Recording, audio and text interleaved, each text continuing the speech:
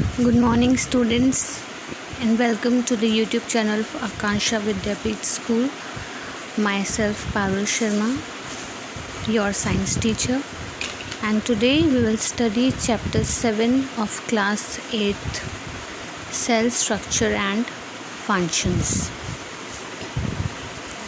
In this chapter, we will learn about cell, discovery of the cell, variety in shapes and size of cells, about unicellular and multicellular organisms, parts of a cell and their functioning, comparison of plant and animal cell, prokaryotic and eukaryotic cells, and cell growth and cell division.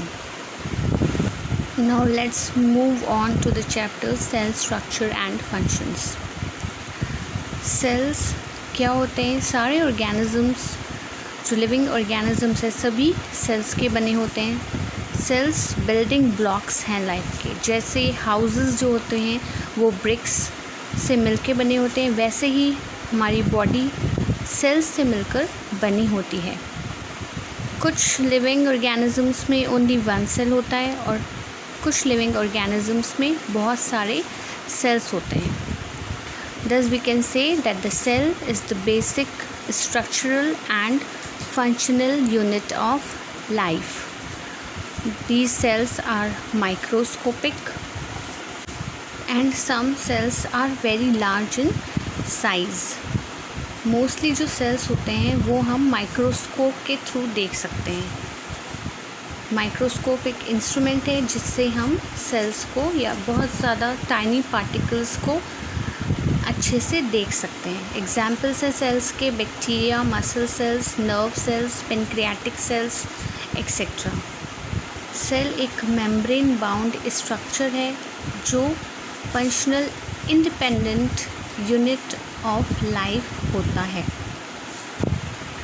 जो first person है जिन्होंने cell देखा था वो थे Robert Hooke इन 1665 एक cork की slice में। जो फर्स्ट साइंटिस्ट थे जिन्होंने माइक्रोस्कोप का आविष्कार किया था वो थे एंटनी वॉन लेवेनहॉक। उन्होंने एक पॉन्ड वाटर में कुछ छोटे ऑर्गेनिजम्स देखे थे। रॉबर्ट हुक ने माइक्रोस्कोप में जब कॉर्क देखा तो उन्हें छोटे छोटे बिल्डिंग ब्लॉक्स जैसे दिखे। उन्होंने उसे नाम दिया सेल्स, क्योंकि उन्हें वो छोटे रूम्स की जैसे लगे जिसमें मॉन्क्स रहते थे जिन्हें सेल्यूला कहा जाता था, इसलिए उन्होंने उन एम्प्टी बॉक्सेस को नाम दे दिया सेल्स। ना जो सभी लिविंग ऑर्गेनिजम्स हैं वो सेल्स के बने होते हैं। 17th सेंचुरी से पहले किसी को नहीं पता था कि सेल्स होते क्या हैं और सेल्स एक्चुअली एग्जिस्ट करते हैं।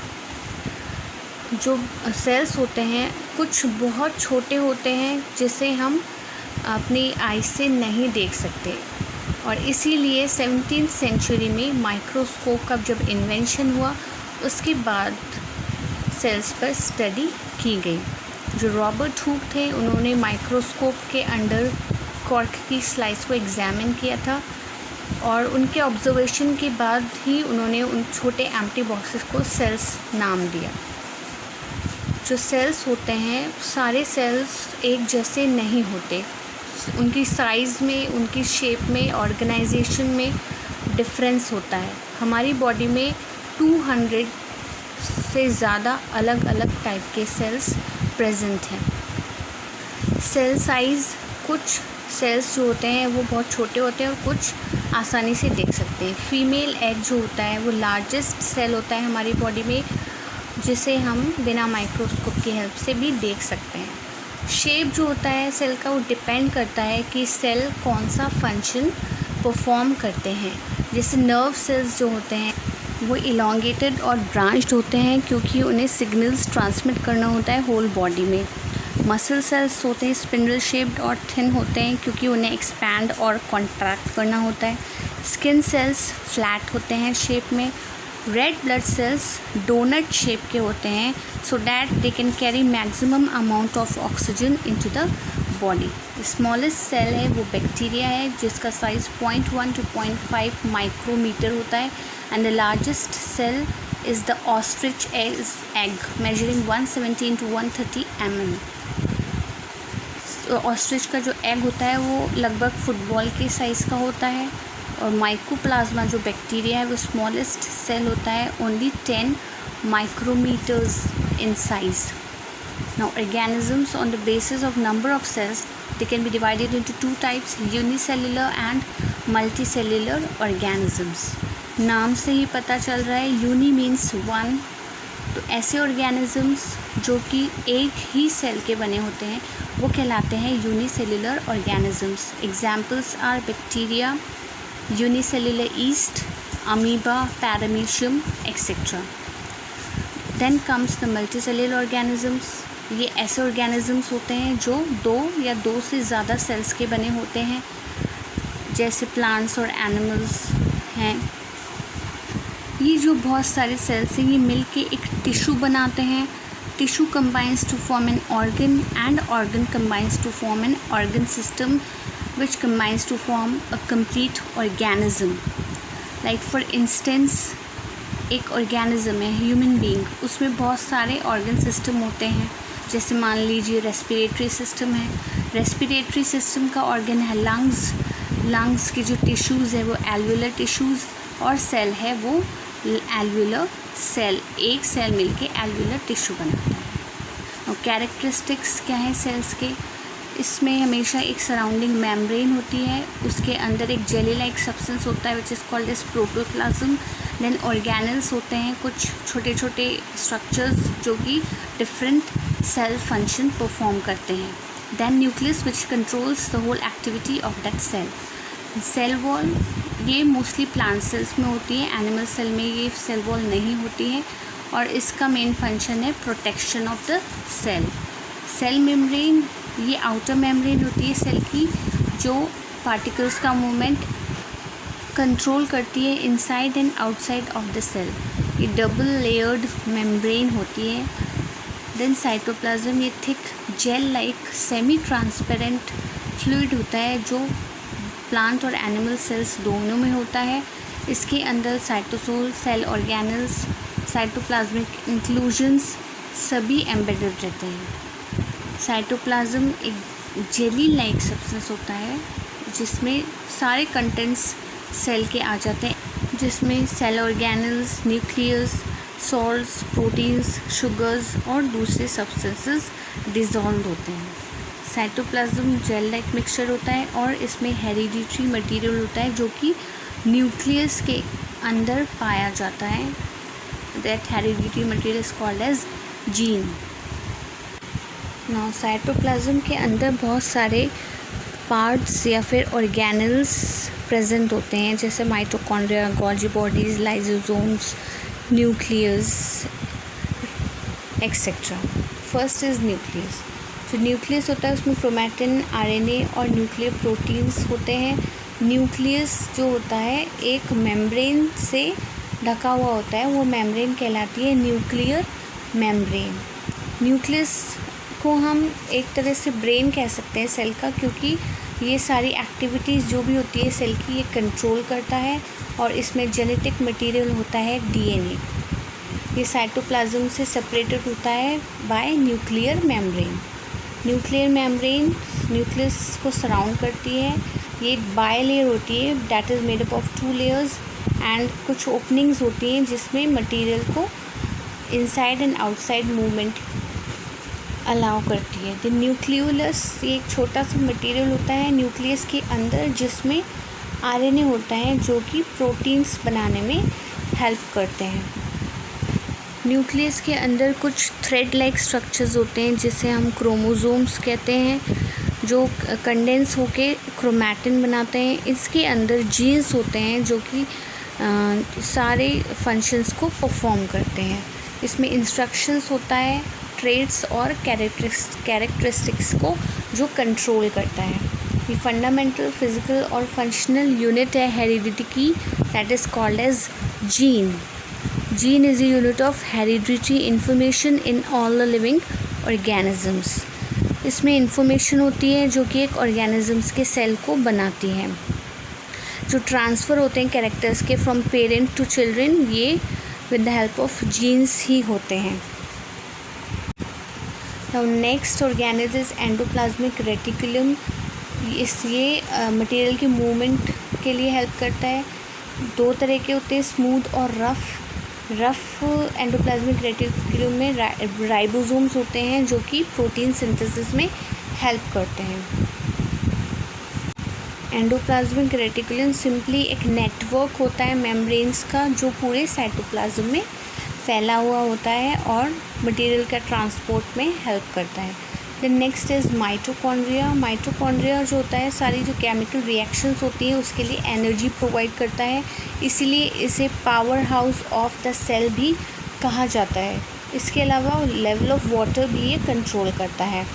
सबसे पहले माइटोकॉन्ड्रिया देखा था कॉलिगर ने इन 1850 ग्रैनुलर स्ट्रक्चर्स के रूप में। किसी भी सेल में माइटोकॉन्ड्रिया का नंबर डिपेंड करता है कि वो कैसा फंक्शन परफॉर्म करता है। अगर सेल्स होगा उसे हैवी एनर्जी चाहिए तो माइटोकॉन्ड्रिया ज़्यादा होते हैं। Next is Golgi bodies. ये प्रोटीन पैकेजिंग मटेरियल होता है, ये भी ट्रांसपोर्टेशन के काम आता है और inside and outside the cell. Lysosome, ये स्टोर हाउस होता है डाइजेस्टिव एंजाइम्स का और worn out organelles, food particles, bacteria, viruses और जो भी अनडाइजेस्ट मटेरियल को रिमूव करने के लिए सेल मेम्ब्रेन तक पहुंचाता है।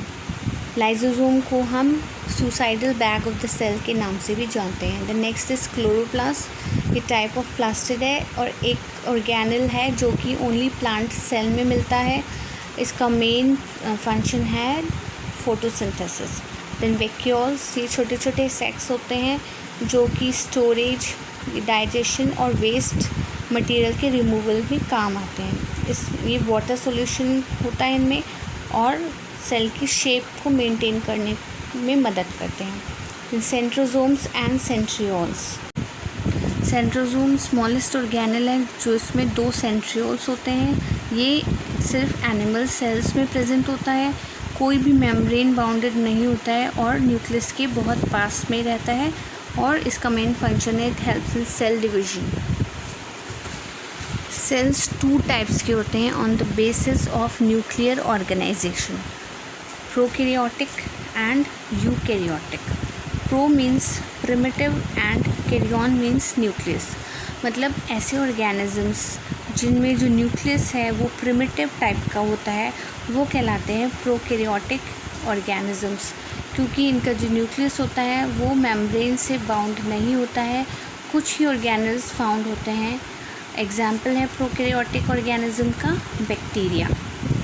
देन यूकैरियोटिक ऑर्गेनिजम्स, ऐसे ऑर्गेनिज्म जिनमें well organised nucleus with nuclear membrane पाया जाता है वो कहलाते हैं यूकैरियोटिक सेल्स या यूकैरियोटिक ऑर्गेनिजम्स। एग्जाम्पल है इसके animal cell and plant cell.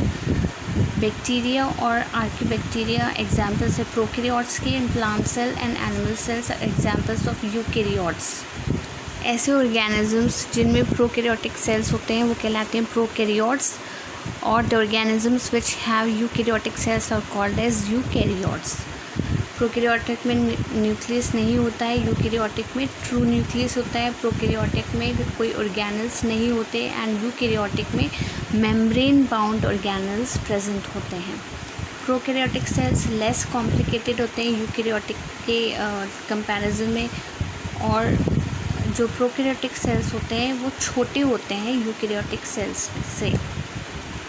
देखिए डायग्राम है प्रोकैरियोटिक सेल्स का, एक बैक्टीरिया का डायग्राम है ये, जिसमें साइटोप्लाज्म में ही न्यूक्लियस एम्बेडेड है, कोई न्यूक्लियर मेम्ब्रेन के अंदर नहीं है, इसलिए ये जो न्यूक्लियस है ये प्रिमिटिव टाइप का है। एनिमल सेल्स और प्लांट सेल्स दोनों ही यूकैरियोटिक सेल्स के एग्जाम्पल हैं, बाकी आगे हम इन दोनों के बीच में डिफरेंसेस के बारे में पढ़ेंगे। फंजाई और प्रोटोजोआ भी यूकैरियोट्स के एग्जाम्पल्स हैं। देखिए डायग्राम है, ये एक एनिमल सेल का डायग्राम है जो कि एक यूकैरियोटिक सेल है। इसमें जो न्यूक्लियस है सेंट्रली प्लेस्ड है, न्यूक्लियर मेम्ब्रेन से सराउंडेड है, वेल ऑर्गेनाइज्ड न्यूक्लियस है। ये डिफरेंस है प्रोकैरियोटिक और यूकैरियोटिक सेल्स में. यूकैरियोट्स में well defined nucleus and prokaryotes have no nucleus. Eukaryotes have membrane bound organelles and prokaryotes has no membrane bound organelles present in it. Now animal और plant cells में कुछ basic differences होते हैं. What are the differences between these two cells? Let's study about them. First difference, plant cell में cell wall होती है, animal cell में outer most cell membrane होती है. न्यूक्लियस जो होता है प्लांट सेल में वो usually lies near the periphery और in animal cell it's present in the centre. Plastids present होते हैं प्लांट सेल में और एनिमल सेल में प्लास्टिड्स एब्सेंट होते हैं. जो सेंट्रोजोम होता है वो एनिमल सेल में प्रेजेंट होता है और प्लांट सेल में एब्सेंट होता है. These two diagrams showing the difference between the animal and plant cell.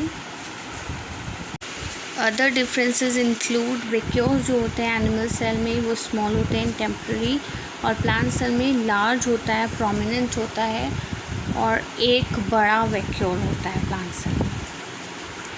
Now cell growth and cell division. Cell division एक ऐसा बेसिक फीचर है जो कि लिविंग ऑर्गेनिजम्स को नॉन लिविंग ऑर्गेनिजम्स से डिस्टिंग्विश करता है. जब सेल फॉर्म होता है तो वो छोटा होता है but it gradually grows in size by receiving nutrients from the food that we eat. Cell division की इम्पोर्टेंस क्या है? First is healing and tissue repair, then growth करता है ये and reproduction of organisms. Cell division से नए sales बनते हैं. जो सेल डिवीजन होता है उसी से हमारी ग्रोथ और डेवलपमेंट होती है, रिपेयर होती है और रिप्रोडक्शन होता है. मोस्टली जो यूकैरियोटिक सेल्स होते हैं उसमें दो तरह का सेल डिवीजन होता है, वो हम बाद में पढ़ेंगे. मेनली जो फंक्शन है ये इम्पोर्टेंस है सेल डिवीजन की. It is necessary for growth, reproduction and repair of an organism. Thank you students. That's all in this chapter. In the next video we will study chapter number 8. Till then, keep focused, keep studying and take good care of yourself.